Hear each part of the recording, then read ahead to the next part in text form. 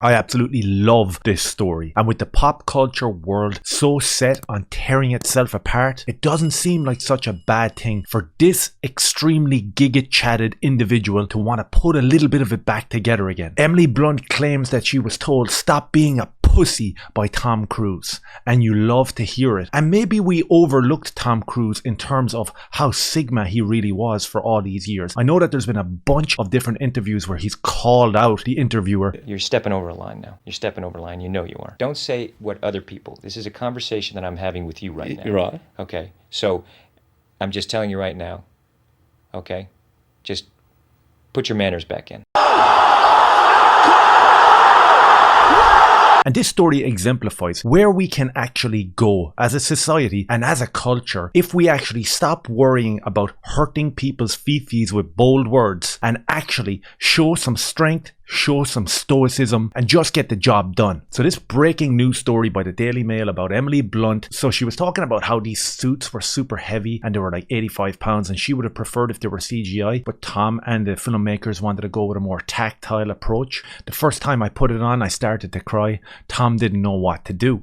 He just stared at me and was like, I know. And I was like, Tom, I'm not sure how I'm going to get through this shoot. I just started to cry. I said, I'm feeling a bit panicky about this whole thing. And attempting to diffuse the situation, Tom went down the route of tough love. He just stared at me for a long time, not knowing what to do. And he goes, come on, stop being a pussy, okay? It appeared to work too, because the actress then laughed it off and managed to make her way through the scene. And again, what is the result of that?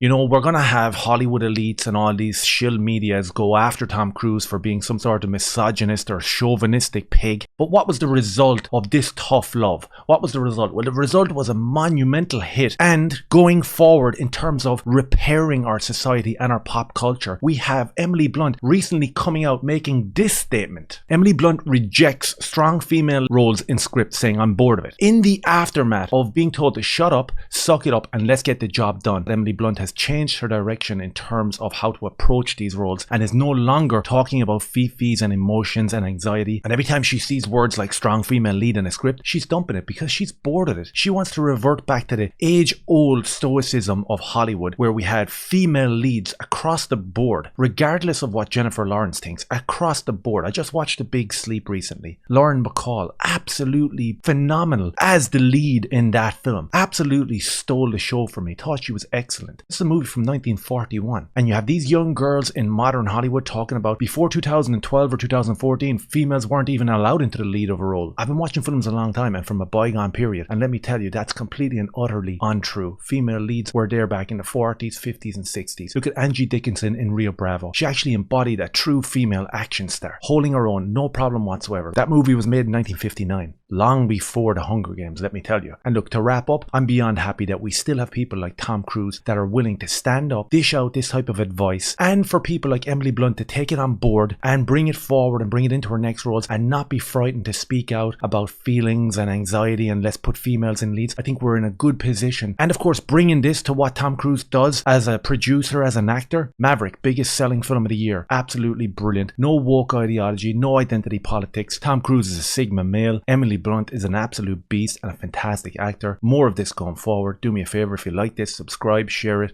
Thanks very much. See you next time.